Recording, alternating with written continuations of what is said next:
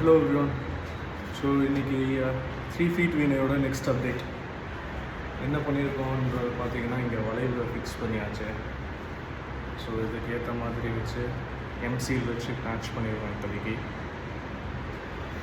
Next இங்கே பாட்டமில் பார்த்தீங்கன்னா இங்கேயும் உடஞ்சிருந்ததுக்கு பேட்சஸ் வச்சுருக்கோம். அண்ட் இந்த ஹோல் ஃபிக்ஸ் பண்ணிகிட்ருக்கோம். இது ரொம்ப பெரிய கிராக்காக இருக்குது ஆக்சுவலாக. ஸோ ஃபிக்ஸ் பண்ணிகிட்ருக்கோம். That's it. Next update, I will send you. Thank you so much for watching.